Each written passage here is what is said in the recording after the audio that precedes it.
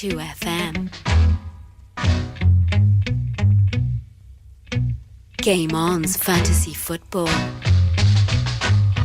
And you're very welcome along to the Game On Fantasy Football Podcast. It is Game Week 20 and the new year is nearly here, 2014 ahead, but we have a couple of fixtures to look back from 2013. Delighted to say we're joined in studio as usual by Phil McGrath, and as a special Christmas treat, Paul Caffrey has been sent home by the Queen to be here with himself in person. Good evening, lads. Good morning even. Good morning indeed. Great to be here. How's it going? Yeah, isn't it funny he exists? Who is this guy? You guys look the same but a little bit different at the same time. Who is this guy? A little bit older. A little bit older. A little bit wiser. Wiser? A little bit older, I said. Yes, it is. It's been an up and down time over the Christmas period for me, and I suspect for a lot of other fantasy football managers. Over the Christmas period, we had 3 truncated, if you like, game weeks, and I didn't do badly in 2, but I did dreadfully in the last one. How did you guys get on over the Christmas rush? I did pretty well. As we had joked in our last podcast, there was one game week where I got a spectacular points haul and blew Phil out of the water, but then brought back a little bit by the last game week where I didn't get too many points. But I think that was the same across the board, wasn't it? Definitely for me. I think you guys come. Last week wasn't too bad. The week so before so was what is your poor. points? What was what did he? What, it was 100 points that you were ahead of him. It was more than 100 points. Okay. I don't know exactly. It was 115, I think. It wasn't quite that. And Paul, I know you haven't done the sums too closely, but how many points exactly are you behind now? I think it could be 60 or 70. I do stand to be corrected there. I'm just having a look. You can tot that up.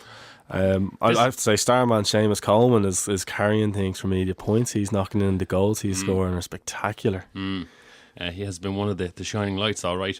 It is one of those times as well that people sort of look at their mates and, you know, they really the gaps start widening in all of our tables, and of course that usually means the gap between me and the second last person is you're getting away. I am getting away, but at the wrong end of the table. Unfortunately, still in the relegation drop zone. Me. I just had to take my shoes and socks off there to do the maths, but it's 82 points in it. 82. You're up 82. Could win for the first time ever. Pressure's on. How are you going to handle such a big lead? Do you think you'll maintain it, do you? Pressure makes diamonds, man. Don't Yeah. worry about that. All right, pressures for tyres. You heard it here first. Let us have a quick run through on the results from a difficult game week 19. West Ham 3, West Brom 3, and 2 goals for the saluting Nicholas Anelka. Don't really know what the salute means. La Quenelle. Yeah. Yes. I think best steer clear we'll of that steer clear of altogether. that. Probably would have been best if he'd steered clear of it. But anyway, if you want to make a point, make a Very, point. very surprising to see him score, actually. His first goal wasn't bad. Second one, he was in the right place. Yeah, that's half the battle with a striker. Yeah. Aston Villa 1, Swansea 1. And then who would have predicted this fella? Huh? Hull City 6, Fulham 0. So, Unbelievable, yeah. Fulham, Rennie Mullenstein is sad to say, but he could get the sack very shortly as well if he keeps Fulham performing that poorly. Tom Huddleston, absolutely spectacular. Conversation is now, should he be going to the World Cup? He'd probably need to put in a lot more performances like that, but we know he's capable. He just didn't get the chance at Tottenham.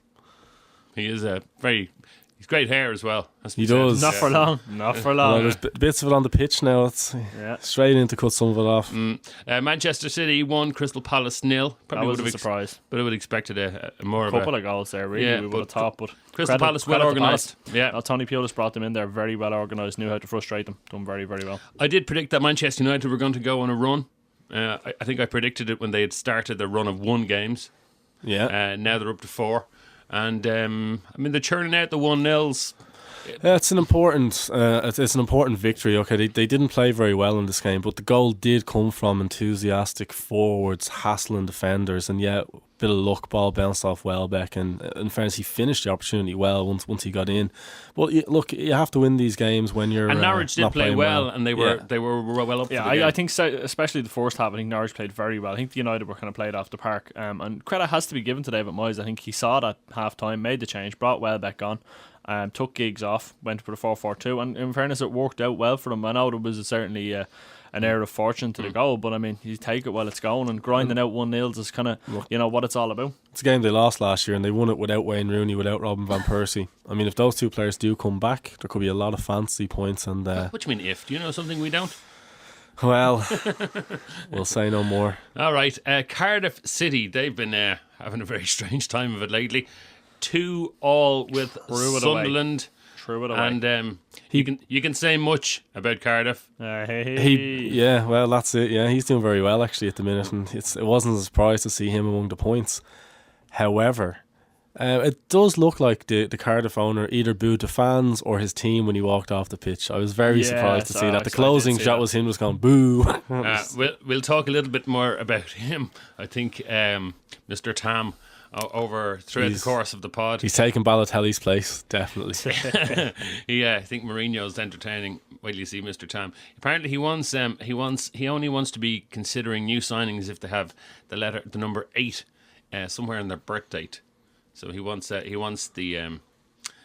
find players with the number 8 in their birth date, because that's going to make his squad quite old, because they have to be players born in the 80s. Is probably the what about place. August or the 18th of some month? It's going to be hard to find that though, isn't it? I don't know. Well, he's so much money. I'm sure he'll have his best people on it.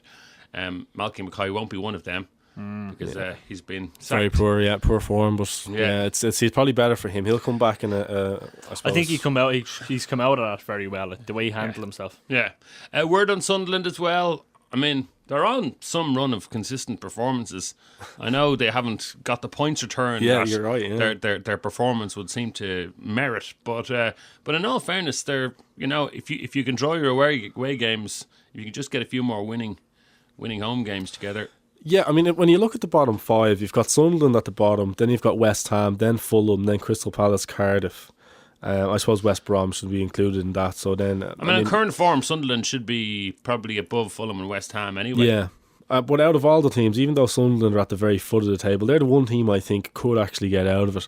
I think Fulham, Crystal Palace and Cardiff are going to have to do a whole lot. And then there's a big question mark over West Ham. They need to score goals. But for whatever reason, they're in the worst place they could be, Sunderland.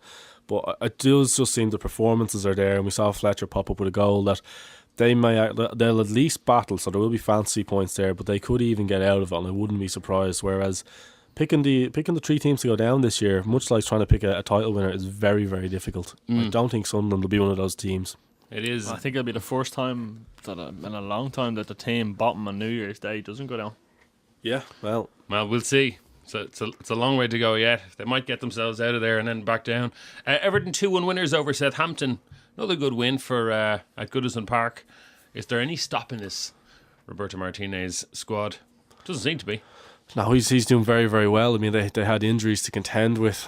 We saw at Wigan he got his fullbacks forward, and Seamus Coleman is absolutely revelling, and he belted the ball into the top corner. Absolutely awesome goal.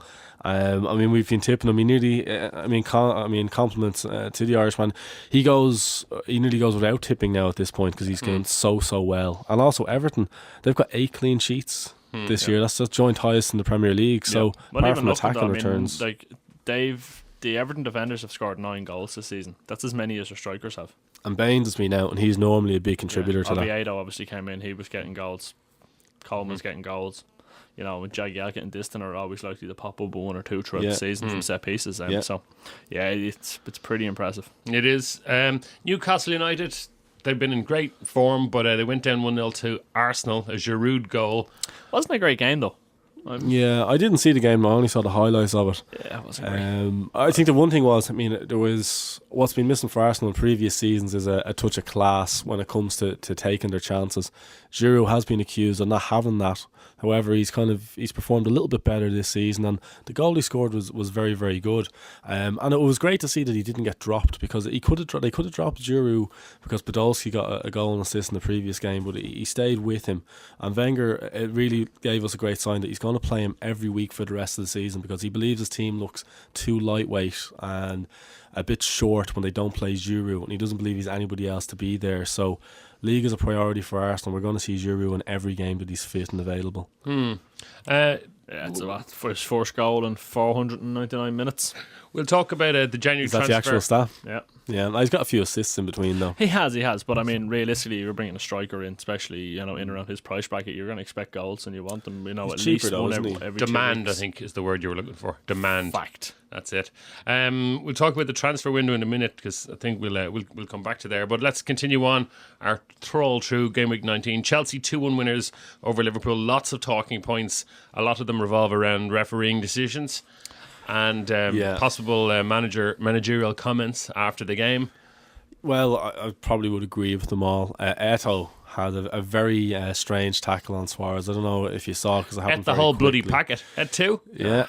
Well, he just body checked Suarez, absolutely needless, and it was a clear penalty and it wasn't given. But particularly worse by the fact that Suarez didn't even have the ball. He just basically did an American football style block on him. It was ridiculous. But off the back of that, Liverpool were excellent against Manchester City. Should have beaten them. Arguably played the better football, and just a lack of inexperience in that game previously kind of cost them. We saw Sterling have a chance he probably should have scored. Coutinho had a chance he really should have scored. Now they did well to get into positions. A bit flat for this game against Chelsea. So I mean, an away trip to Stamford Bridge, it's not an easy place to go. No one's beaten a Mourinho team, so it probably wasn't too much of a surprise to see them just fall a little bit short. But they gave a good account of themselves. I mean, the question marks still remain: have they got enough players in the squad to, I suppose, get Champions League or win the league this season? Most people will say not. However, they don't have the same amount of commitments that other teams have. Most teams challenging of 60 games a season to look at. Liverpool will probably maybe play 40, 45 if they go on a good run in the FA Cup. So you can make arguments either way on that. It's great for Everton fans as well that they've just edged past Liverpool in the table. By the way, that shouldn't go unmentioned as well. Everton 37 points in 4th place, Liverpool on 36 in 5th. And that's after a defeat and a red card, and where things went completely. They had a disastrous game week 2 game weeks ago, so to be still do that. Manchester United just 2 points behind Liverpool now, and only 8 points off Arsenal's leading 42 points. I'm sure David Moyes would have been very happy with that at the start of December. And if we move on to the last game of Game Week 19, Spurs 3-0 winners over Stoke City. Now, I know, lads, when we did the previous couple of podcasts, we did get the Tim Sherwood thing right. And I think Phil got the Tim Sherwood suggestion right, that he was going to get the job. Difficult for us at that time to try and see what Sherwood, because he's obviously trying to settle that squad down and sort of get the rotation down to a minimum. It was difficult for us to see what he would put out, but has he sort of brought some stability in now after a tough opening couple of weeks? He's got a good victory over Stoke. He certainly has. It actually reminds me of Mike Bassett, England manager. I don't know if you remember that movie from many years ago. Great movie. Dave Bassett, wasn't it? Was it Dave Bassett? I think. No, Dave Bassett was the goalkeeper. It was Mike Bassett. Well, all the disgruntled England fans wanted him to play 4-4-2, and he was maintained with his Christmas tree formation. So a disgruntled fan in the form of Sherwood has gotten in there, and he's doing 4-4-2. We've got Adebayor, we've got Soldado. We now have a Tottenham team who are starting to score goals, which is it's what I suppose what Tottenham want to see, what everyone wants to see, really. Adebayor, yes, he's in there. Yes, he's scoring goals. We know what he's like. His mood can change with the wind, and he can just go off point. But for the next couple of weeks, we'll probably see good performances from him. Soldado, another penalty. A good penalty, in fairness, he's good at them. He got a good assist a few weeks back, but there's probably still not enough in Soldado to bring him in. But Adebayor is tempting, and I think he's still kind of figuring out his midfield. But what Tim Sherwood's doing, because he was managing the underage team, or the reserve team, I should say, he's putting reserve team players in ahead of these expensive signings which the club have made. And the reason for that is he knows what these players can do. He knows that they can do a job. So I'm still be a little bit wary about going for some of the I suppose the marquee signings and putting them in, because I think Sherwood, like the rest of us, is still trying to figure out who's worth playing and who's not. All right. Well, I suppose Spurs are to keep an eye on, one for the team for the watch list certainly over the next couple of weeks, to see if they do form any patterns that we can profit on. That was our look back at Game Week 19. Lots to talk about in Game Week 20 right now. Yes, Game Week 20 has brand new challenges, lads. Let's crack in with it. The first of our 3 focus games. Where is it going to be? I'm going to suggest it might be at Arsenal. Correct. Hey! Right. I like when I do that. Go on. Yeah, I mean, there's plenty of talking points in this one is probably the main reason. Arsenal gone into it are 3 wins, 1 loss and 2 draws in the last 6. Cardiff 1 win, 3 losses, 2 draws in the last 6. Gunners at home have notched up 16 goals in 9 games, conceding only 6 with 5 clean sheets. Whereas Cardiff on the road have only got 5 goals in 9 away games and conceded 15 with only 2 clean sheets. So I mean, certainly you'd have to be looking at Arsenal for goals in this one. However, Ramsey, Gibbs and Ozil all look likely to miss out, which is a major problem for a lot of fantasy managers, myself included, because there's quite a few, again, like myself, were carrying Ramsey and Ozil. They're out of action. It makes it a bit tougher. My team is starting to look like a who's who of the walking wounded at the moment. Theo Walcott's come in and is certainly a contender if you have the budget to. Well, obviously, if you sell Ozil, you can certainly replace him with Walcott. Or, of course, if you have a few quid in the bank, you can sell Ramsey and you'd still have enough money then to bring Walcott in, who has, of course, picked up 4 goals and 2 assists in his last 5 appearances in the league since returning from injury, so not a bad return from him. Cardiff side of things, yeah, I mean, they've done quite well. They were 2-0 up against Sunderland, but probably I think it was about 8 minutes to go and kind of threw it away.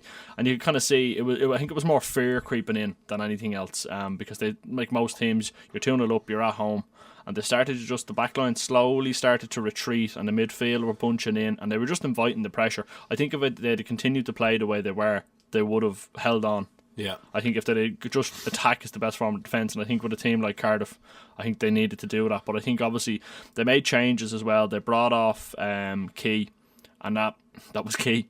It was key. I think he had harried every ball, and he was the only one that was really putting the tackles in the midfield.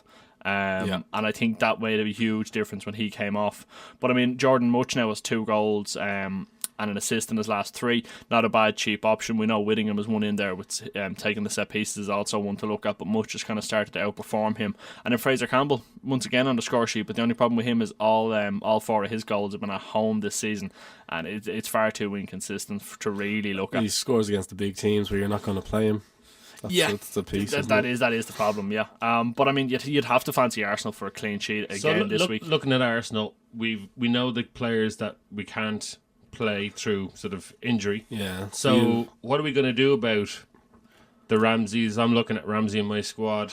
Well, this is something we covered on the site last week. I wrote a piece about what to do with Ramsey. Obviously, this was before Ozil had picked up his shoulder injury as well, so it's kind of heaped misery onto fantasy managers. There are a couple of options there.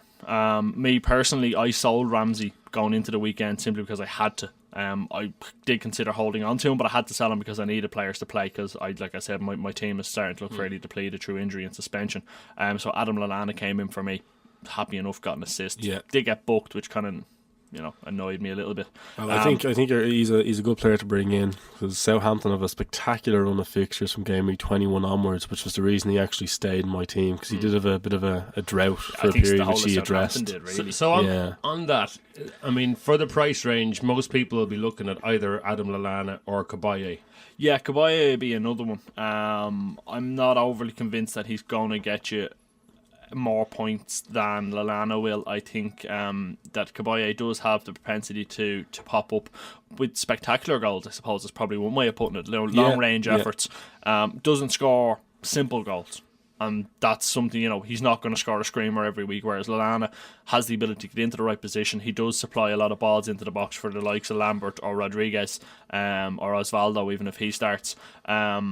But really, I think Kabaye is one that's going to pop up every now and then. Now, he has three goals in his last 4 games, which kind of negates what I've been saying. But realistically, I think over the course of the coming weeks, and looking at the fixtures, like Paul was saying, you're going to probably get more value out of Lallana. But I mean, Newcastle's fixtures are West Brom, Man City, West Ham, Norwich, Sunderland. They're not bad either. But after that, then you're hitting Chelsea, Tottenham. You're starting to hit tougher fixtures. Yeah. I just think Lallana is probably worth it there. It's a transfer window. Lallana's quite invested in Southampton. He's going to stay there because that's going to give him the best opportunity of potentially getting into a World Cup squad. Yeah. Whereas Kabaye, I mean, he peaks towards every transfer window, so I wouldn't be surprised to see him go towards the end of January, which might not be a bad thing depending on what team he went to. Will both players go to different teams at the end of the Well, January? Lallana's been linked with United already. Yeah, but I can't see him going this year. A top 4 big money move for Lallana is I'd say it's probably 2 years away. I would be surprised. It could happen this year, and he seems good enough to take that. Depends make on that the step up. desperation of the top 4 club in question, I suppose. Well, I mean, he would be a good solution to a struggling midfield at United, so it would make a lot of sense, and that's probably where a lot of the speculation is coming from. But the other side of things is when you're looking at your Arsenal defenders, your Arsenal players that are injured, you do have the choice not to make a change, because obviously they're going to miss the New Year's Day fixtures. But when we look at Ozil, I mean, it's a shoulder injury, it's an inflamed shoulder. It's 2 to 3 games out, so he'll miss New Year's Day. Then it's an FA Cup weekend. Then there is every opportunity that he might be back for the following week. Obviously Ramsey, it might be a week later, so you could maybe, if you had a lot of people have both of them, maybe you could pick one to sell or not. You're probably going to be looking at bringing Ramsey straight back in the second that he is fit. Well, that's my plan. So as regards then, if you can keep him as a sub for a couple of weeks, then great, that's probably the way to go. So was that what you would advise? Yeah, that's what I'll try to do, Paul. I think you should try to do that, and it depends on the quality of your squad, the depth of your squad. Have you got a Liverpool style fantasy football squad, or are you more in the let's say Manchester City side of things? I'm front loaded. I have 3 Manchester City players, and I'm front loaded with Negredo, Rooney and Suarez, which left me a bad game week last week. My midfield is fairly thin in terms of top quality midfield. I'm sort of down to Yaya Toure and Ramsey, and the rest of my midfield is fairly squaddish. Who are the other legends in that team? Ravel Morrison, who's about to get the hook, he's as gone. Brian Kerr would call it, the hook.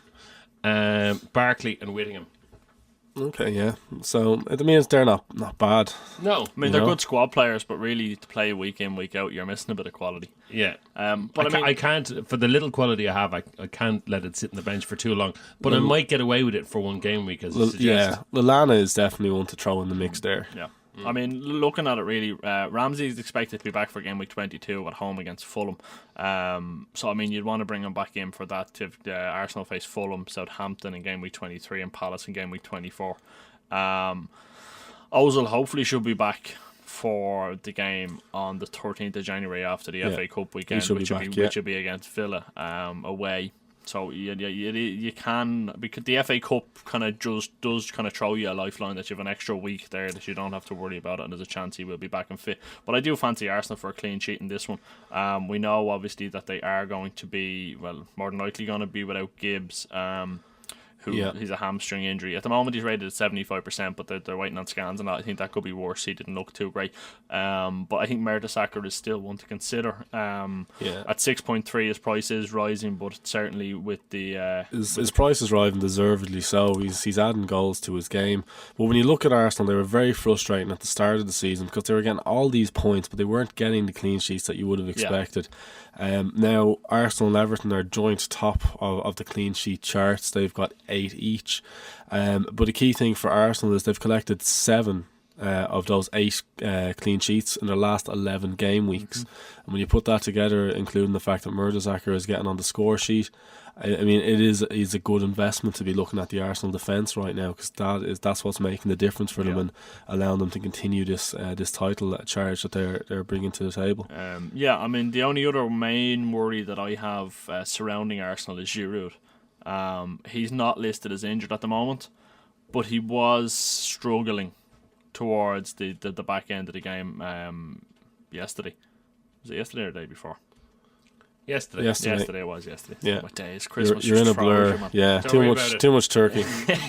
You're not in work. That's the important thing. This is it. He looked to be struggling. He came off in 85 minutes, but even at half time he went in, there was a bit of grimace on his face, and he was coming back out of the tunnel. He didn't seem to be 100% comfortable. So we haven't heard any more on what that might be. That'd just be a slight worry for me, for anyone thinking, right, he's back on the score sheet now, he might be worth bringing in.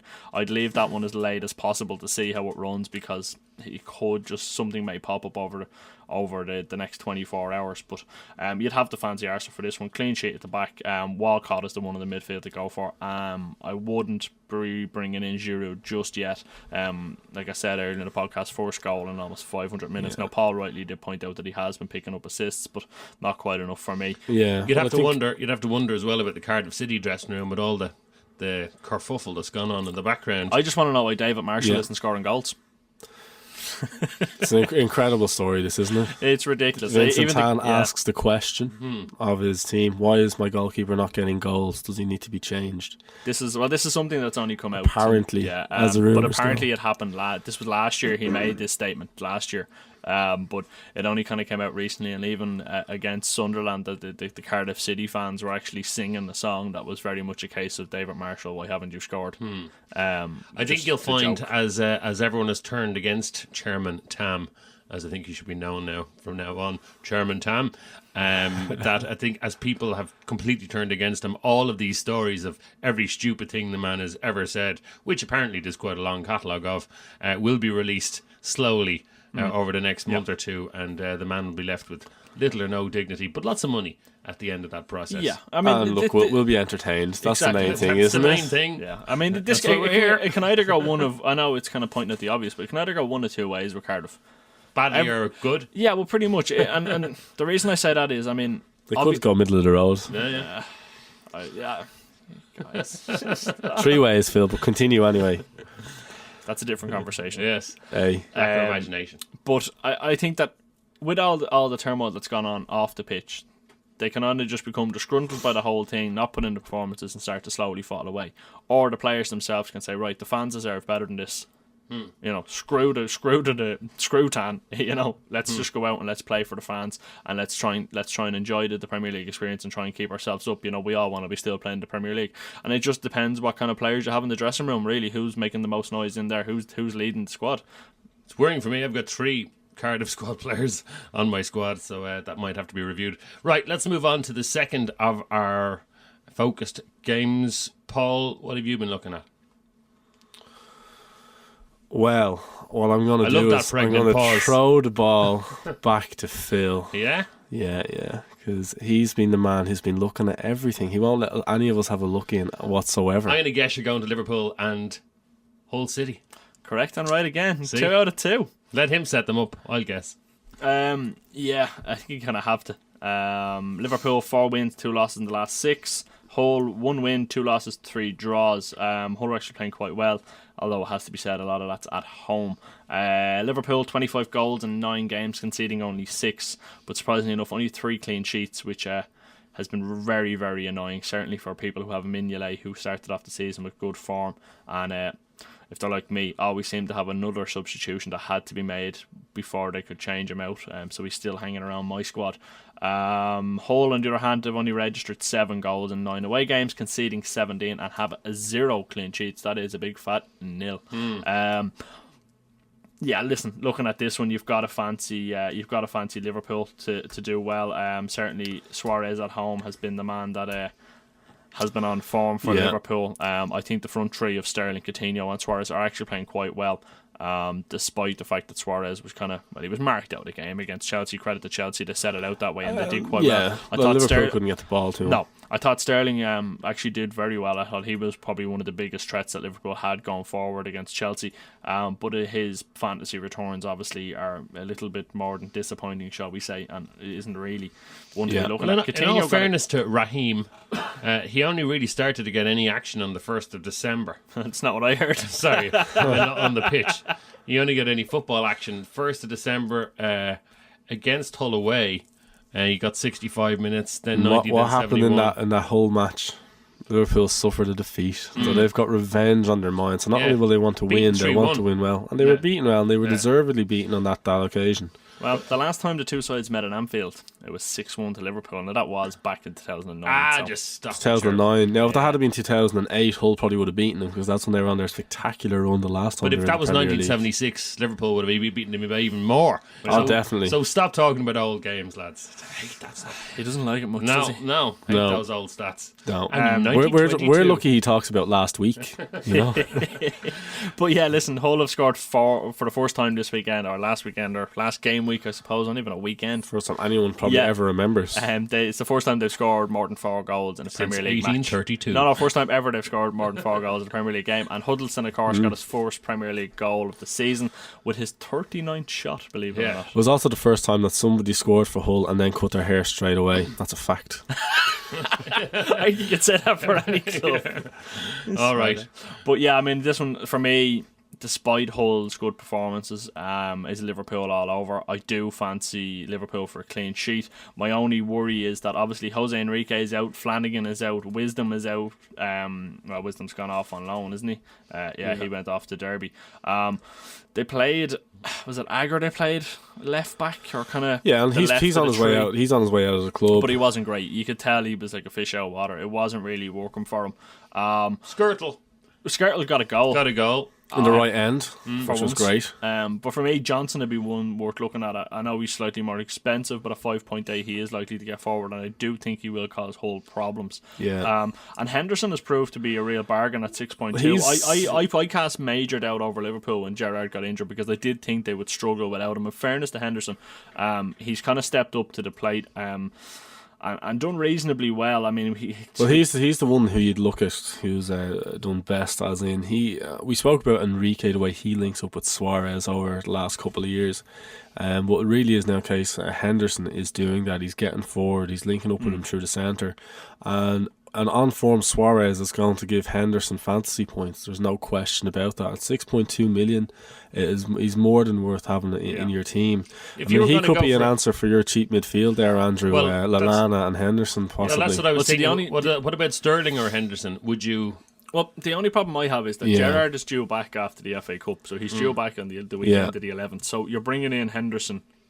Well, I think he'll hold on to his place beside Gerrard. Allen might be the man to drop out. Yeah, well, I suppose. You look, Rodgers has options, which is probably the one thing that he's lacking at the minute.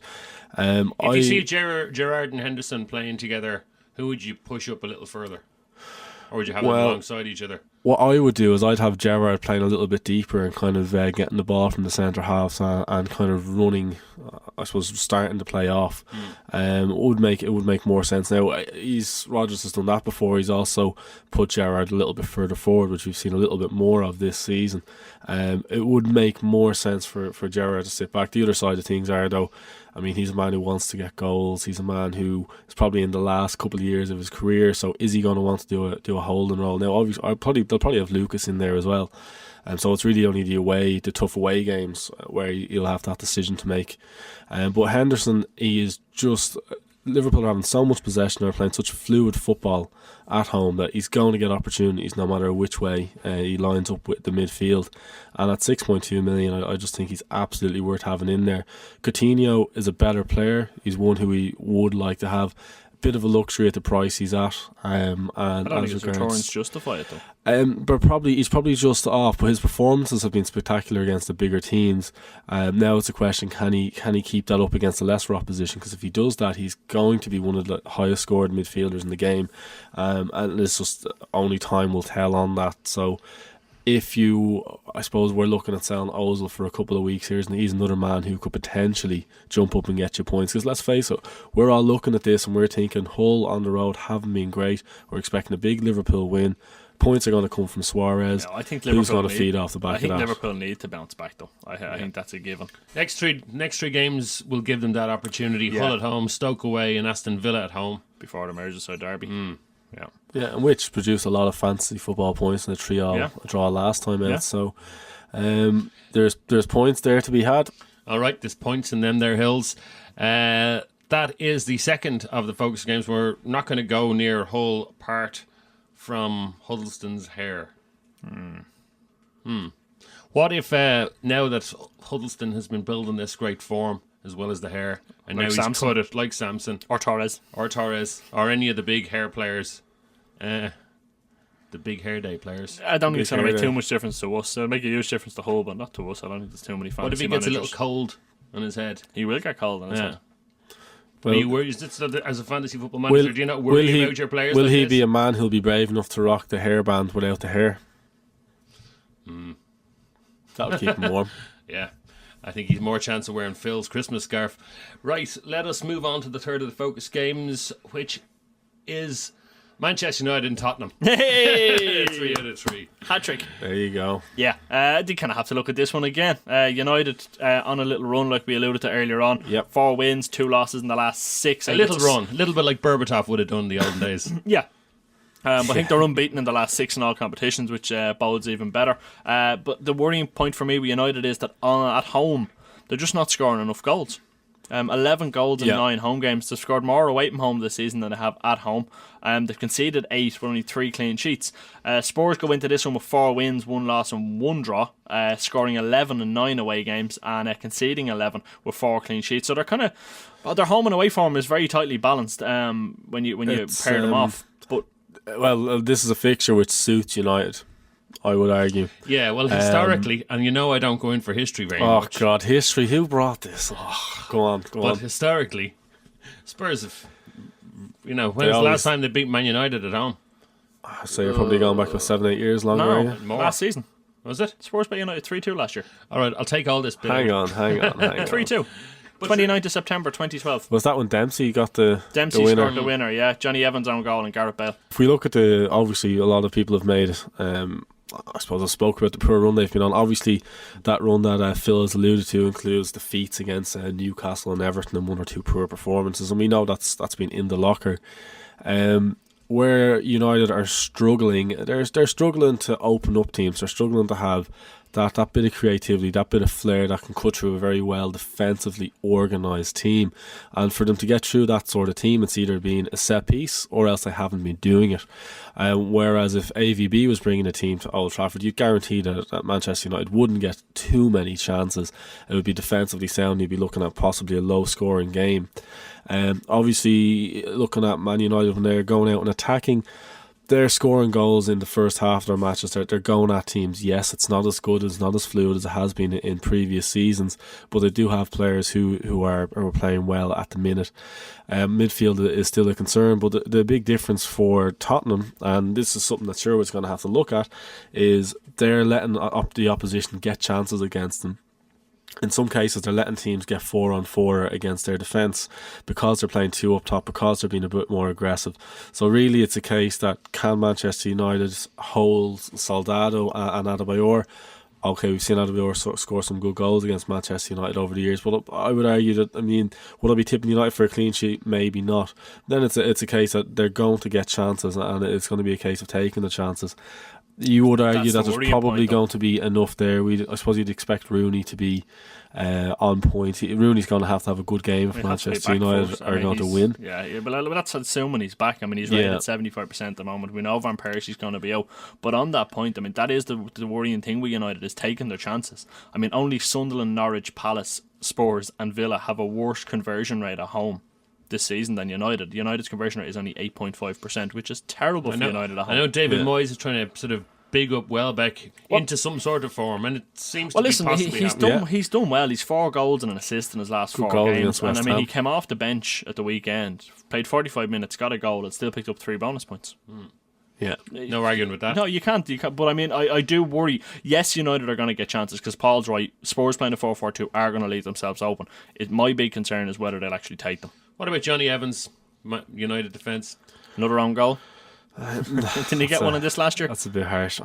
He may have. I can't remember. That stream was such bad quality back then. Looking at it, United are getting more defensively solid. Johnny Evans, he is playing well. His positional sense is improving game by game. It's there for everyone to be seen. He's going to be, I suppose, a main player for them going forward over the next couple of years. There's no doubt about that. Over these, I would not be surprised to see United get a clean sheet in this game. And on that side of things, if I had Evans, I would play him. Would I go and buy him? I probably wouldn't look to bring him in this week if I didn't have him, and I don't have him. So, but off the back of that, then that's really that's one end. And I just think, you're taking a chance if you don't have Rooney in this fixture.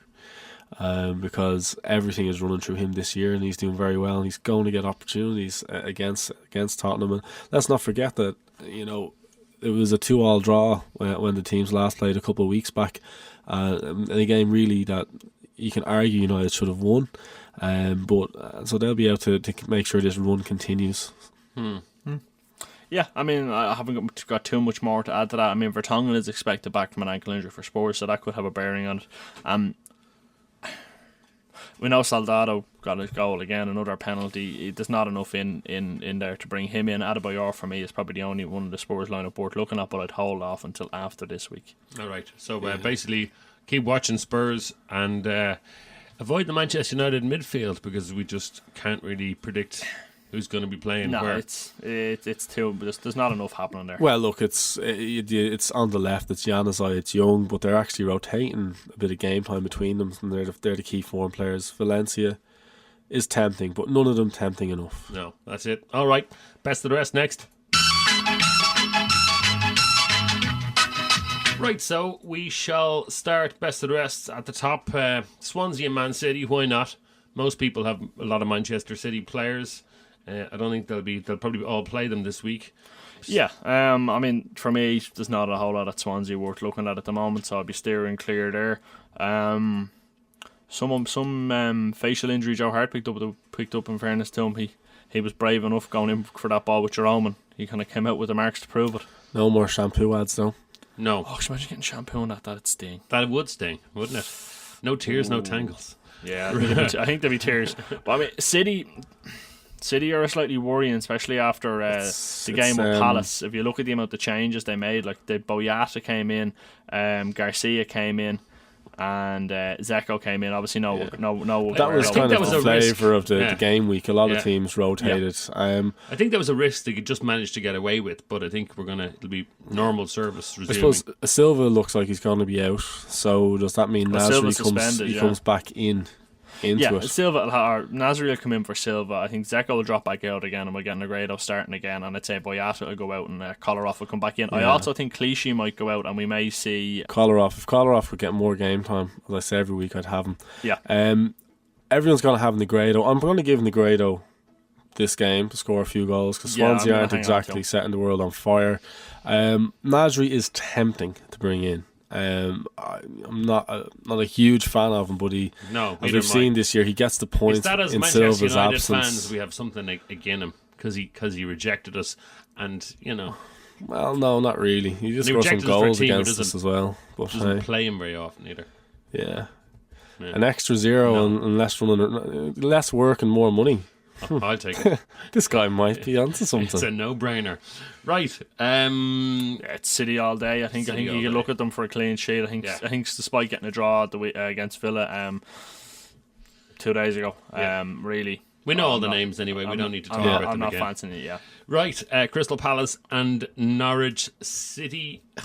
I'm steering clear of this one. I'm going clean sheet Palace, and I don't think so. I know Norwich played very well, and you can make the argument for it, but it'll be a tight game. We saw a very good defensive performance against Manchester City by Palace, and I've got Speroni. I'll be keeping him, and I suppose Moxie has been in and out. Moxie only played a few minutes there. I think it was last game week, but he got an assist, which was nice. One of the best names in the Premier League. Yeah, easy to remember. Yeah, Moxie. Yeah, his performances haven't been Moxie though. No. While. In that old Dublin meaning of the word. Yeah, no, I have to say I don't agree. I think if I was to go with anyone in this fixture, I'd be going for Hooper for Norwich. Yeah, he has been one of the best He's players. 3 goals in 5 games, and he's doing quite well. I know we spoke about Elmander and the effect he was having there. I think Leroy Fair is still playing quite well and is obviously helping them out. And they did play very well in the first half against United, there's no doubt about it. I think they're probably a little unlucky not to take something from the game. But if I was going anywhere, it would be Hooper. But the problem is, realistically, with the strike force that's available to you, the likes of Negredo. Hey, it's a hybrid. It's a hybrid. Negredo, Suarez, Rooney, Lukaku, arguably as well. Hooper just doesn't quite fit the bill, but I don't. Bar that, there's not much in this for me. I think Paul shout of a Crystal Palace clean sheet might be a good one because he has that Crystal Palace team very organised now, and apart from Hooper, well, you see, he had them organised going to the Etihad because they have to be organised going there, or they're going to get an absolute hammer. They're getting clean sheets and they are playing. But I just hear me out. Tight. Norwich could get a goal. It could happen. But it's more likely going to be a clean sheet. But I think Palace aren't going to be as rigid in this. I think they're going to have to push forward. It's a home game, again, one that they certainly would have their eyes on as one they can win. And I think there will be a lot more attack minded in this one than they would have been going to the Etihad and in previous games. But a draw would do Norwich. they wouldn't be too bad away from home against a relegation rival. Yeah. They'd be happy enough Well, with that, which I don't puts them there to be picked off. Well, look, it could Listen, go like anyway. I said, I just think there's not a whole lot in it. It's a home win in your accumulator I as wasn't well. I'll go expecting- that far. Oh, I wasn't expecting either of you to have a big fight about Crystal Palace. And it's not so much the players; it's more the outcome Yeah. of the game. But yeah, I mean, come on, it's a canary against an eagle. An eagle. Good point. Fulham and West Ham. I'm steering clear No. again. No. No. A little interest. I mean, yeah, look, you play your West Ham defender and just see what happens, because Fulham seems a shambles at the minute, and that's about the height of it. Andy Carroll expected to be back within 2 or 3 weeks. Just a footnote. Until he breaks down and training again Yeah. a week before. What? He'll be back in time for his holidays. Yeah, That's what he'll be. All right.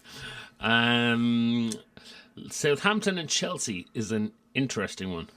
Yeah, well, we kind of touched upon Lallana as being a replacement for Ramsey. For me, apart from that, I wouldn't be looking too many other players for the Saints. And Chelsea, I mean, Hazard is the man at the moment who's on form.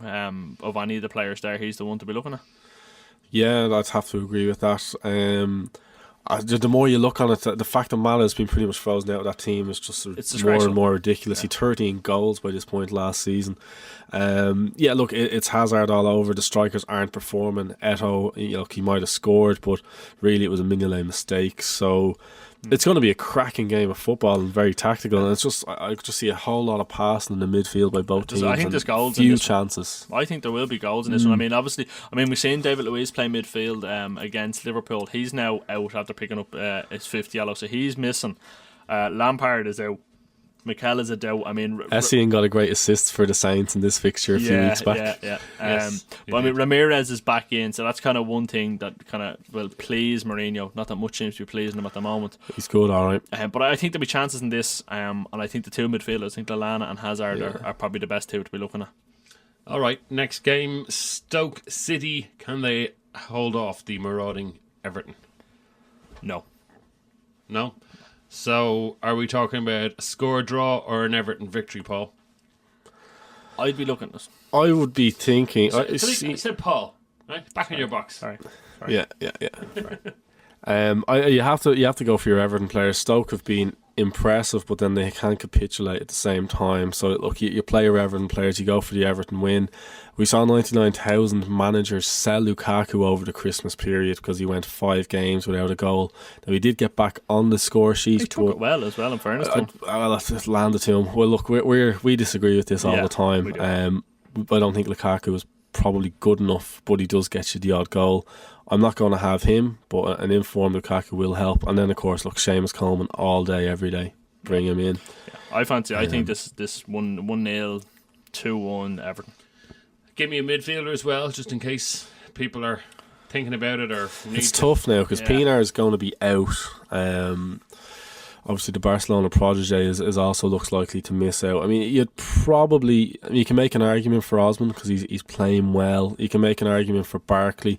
Barkley would be the one I'd like. Now, he doesn't play every game. He plays most games, but when he does play, he's the one linking the midfield with the attack, and he's the one most likely to get points I've had from Barkley. Everton midfield. I've had Barkley since very early in the season, and I think he's very hard done by on bonus points. I would agree with you. I yeah. often watch an Everton game and I think the best man on the pitch, without a doubt, has been Barkley. Yeah. And week after week, he doesn't even get 1 bonus point. Anyway, it's just a little half a rant there. I'd agree. He's been one of their best players. Yeah.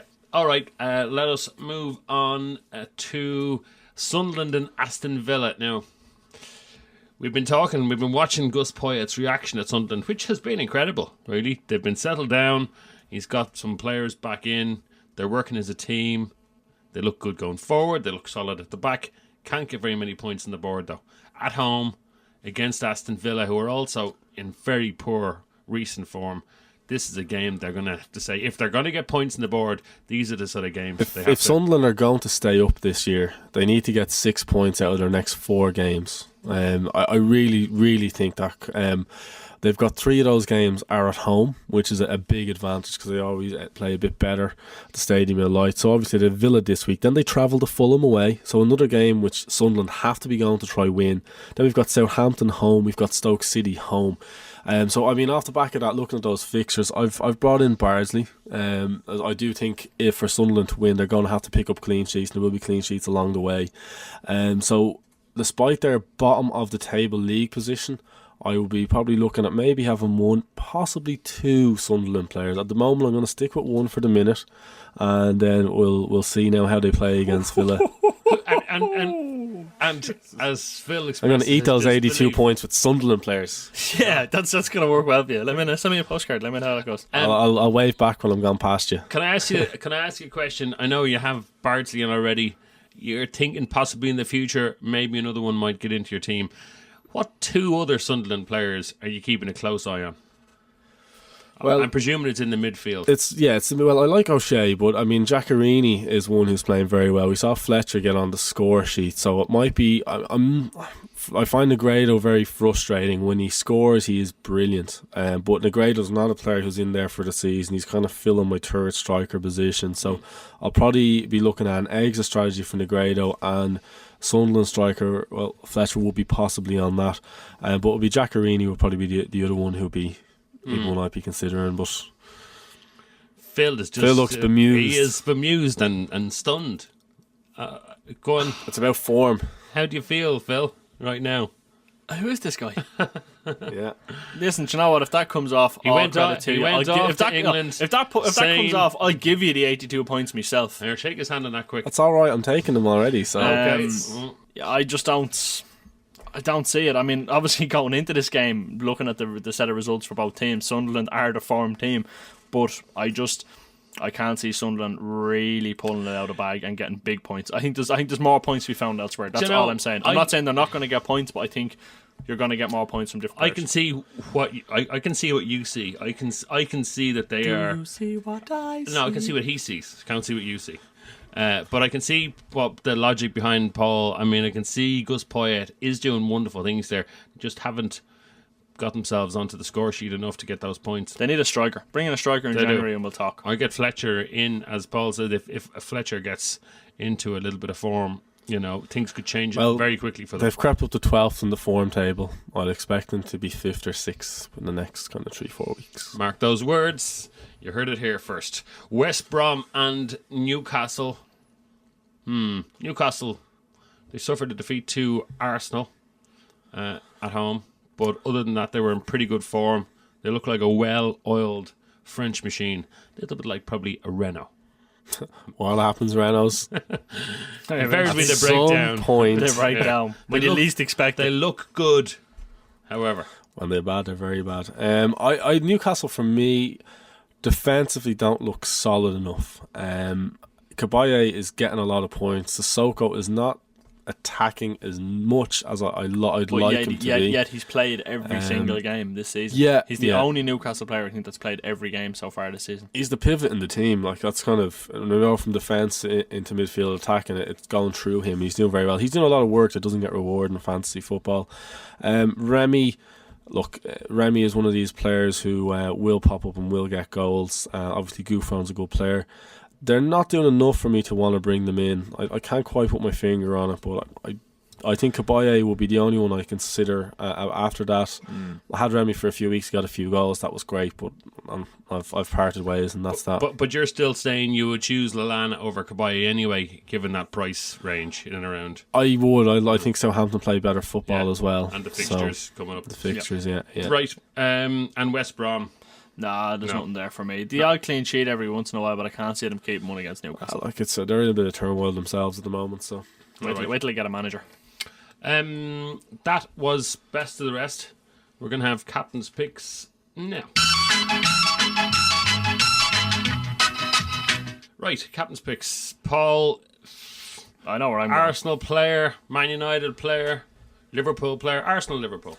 everyone's going to make Suarez captain. So And That's why Paul's making Rooney captain. that's the choice I have. If you want to be cheeky, you throw it on Theo Walcott's arm. Yeah, that's not a bad show. You'll see a few people do that. I'm undecided as to what I'm going to do. The last time I went for a Rooney over Suarez gamble, I lost about 50 points because Suarez scored 4 goals at Anfield and 4 spectacular goals. 3 goals and 2 assists. 3 goals and 2 assists, and I stood in the stands and watched United lose to Everton, and Rooney in fairness played well. He hit the post and had chances, but nothing went in, and it was just a terrible night. So that was getting the train home, listening to that, and then checking the fantasy team was awful. So I don't know if I want to put myself through that again.